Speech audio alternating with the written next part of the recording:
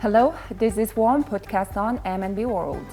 In today's episode, we've invited William Evans, who's a physician and professor of Mongolian National University of Medical Sciences. Hello, Will. Hello. Yeah. Thank you for having me. Yeah, thank you for accepting our invitation. Gladly, thank you. And please introduce yourself first and working and living experiences in Mongolia. Well, my name is Dr. William Evans. I am from Chicago in the United States. I've been in Mongolia for almost 2 years. I will have been here 2 years starting in January. I am the director of the medical English program, one of the directors of the medical English program at Mongolian National University of Medical Sciences, as well as an emergency room physician at the Mongolia Japan Hospital. We just started a English medical program at the university, and we are working to train both Mongolian and Korean students in English medical. Mm-hmm. Please a little bit more about the English medical program. Okay. I'm with a company called IEEA, which is the International Education Exchange Association. They have a partnership with Mongolia National University of Medical Sciences to bring students from international venues here to Mongolia to study medicine.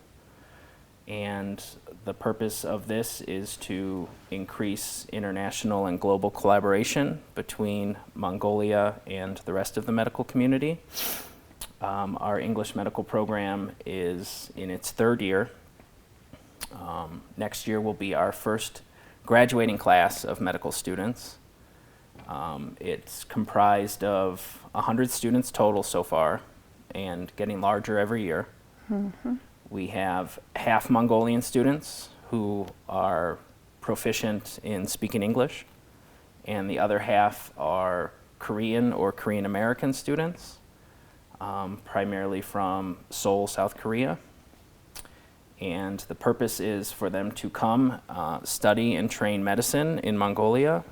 And the 6th year of medical school, the Mongolian students and the Korean students are welcome to do their clinical rotations and hospital rotations in the United States at hospitals we have contracts with in the United States. So it's an interesting global partnership. Mm-hmm. You are also a physician at Medical University, so what about the prevalent diseases among Mongolians? Yes, so our university, Mongolian National University of Medical Sciences, is the first university hospital system in Mongolia, which I think is a very important thing to establish. University hospital systems are very important for the population, especially big cities like this. As an ER physician at the new hospital, Mongolia Japan Hospital, we see a variety of cases, but primarily what we see is liver disease.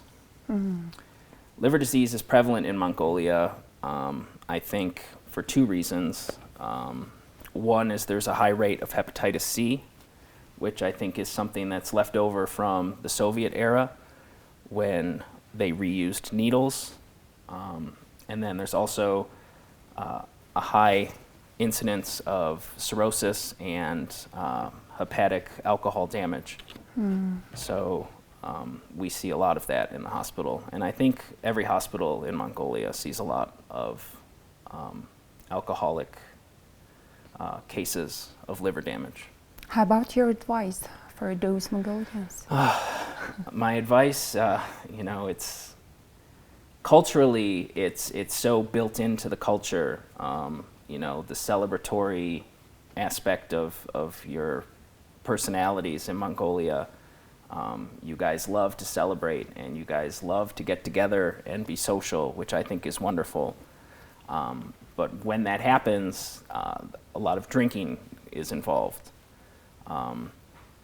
So the best way to curb that, I think, would be to try to do more activity-styled social gatherings rather than getting together at bars or getting together at people's houses where there's lots of alcohol. I'm Irish, so I know about drinking. My family, the Irish people are known for their drinking. But yeah, here it's sometimes, you have to just do everything in moderation. You are also a teacher at medical university. So what do you think the special side or advantages of Mongolian students? So I love my Mongolian students. They're great. They are very hardworking. They are very dedicated. They're very serious. And I can tell that they have this drive and determination to really give it their best and do their best. And for that, I'm very impressed with the Mongolian students in that regard. Mm-hmm. And you are also emergency doctor.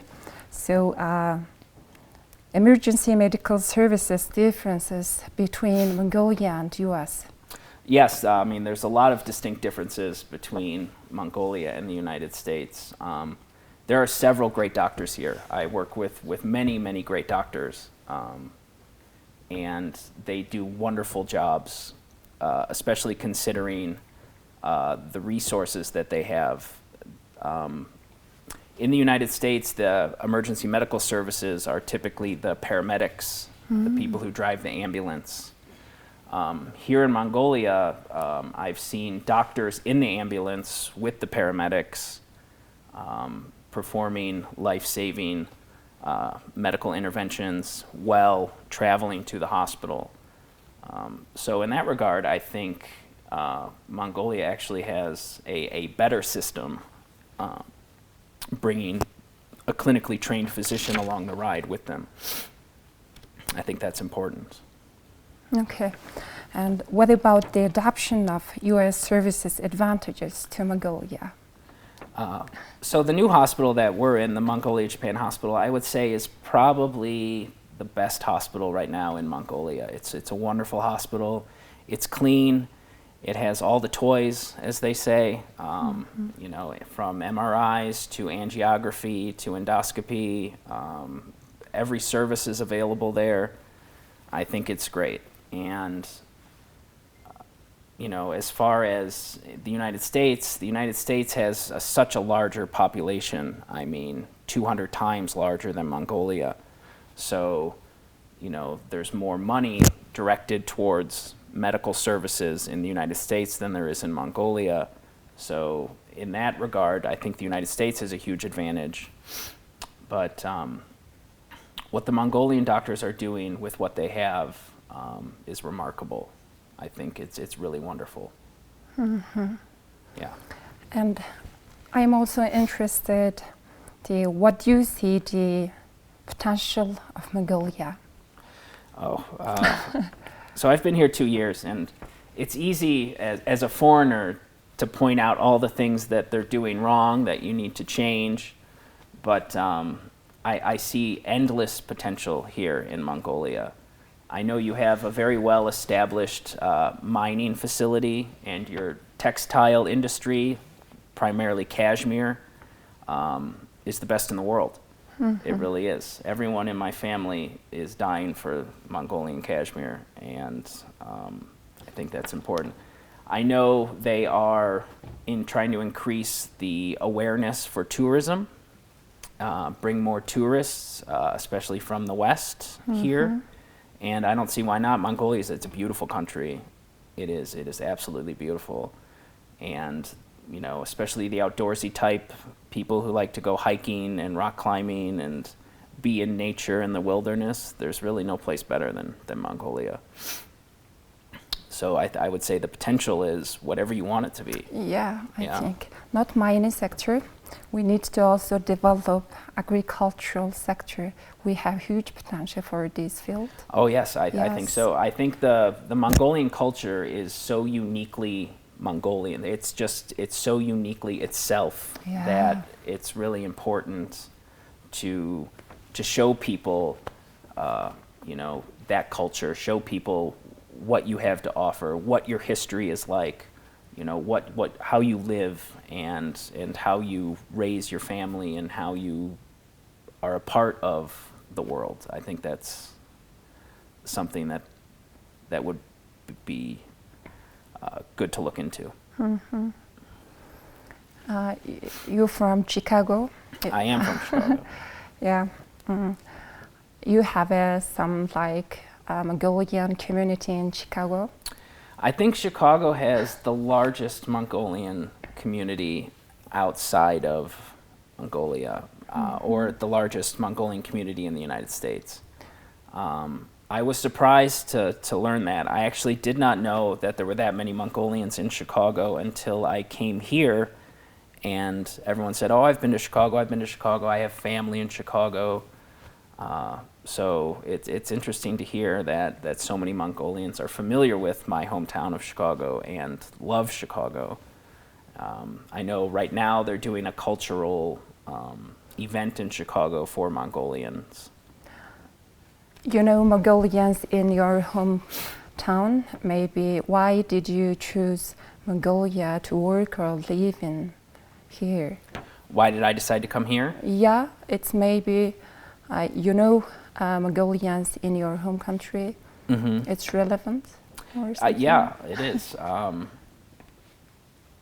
When I tell people that I am working here in Mongolia, and when some I run foreigners into say I love Mongolia, I like in here. How about you? I like Mongolia a lot. Like any place, I've lived all over the world, many countries. There are good things and bad things about every place you live. The great thing about Mongolia, the people are warm and friendly. They're wonderful. Yes. The culture is rich and unique. I'm not so big on the food. You guys love your meat, and I'm a meat eater too, but I'm learning. The most lovely thing in Mongolia, what do you think? Oh, God. I would say the people are very warm and friendly, very nice, always very welcoming, which has been nice. When I came here in January 2022, we were still doing quarantine here, so I had to quarantine for 5 days. It was negative 45 degrees when I landed. It was the coldest day of the year. I was terrified. I was like, what am I doing? What did I get myself into? But with the kindness and help of all the people, it really made me feel welcome and made me feel more comfortable. Now that situation has changed, yeah? The situation has changed. I'm from Chicago, and it gets cold in Chicago, and we get a lot of snow, but, this is the coldest city in the world. So it takes some getting used to. Maybe, what's your advice for other foreigners who's coming to Mongolia? What would you say? Come during autumn. Come in the summer. It is beautiful in the summer.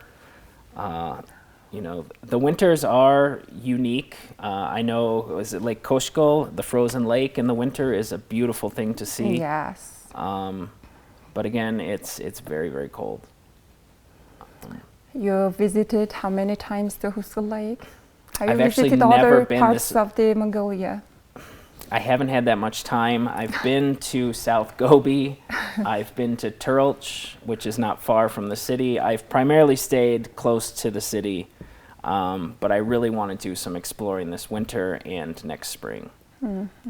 Things have been very, very busy at the university and at the hospital.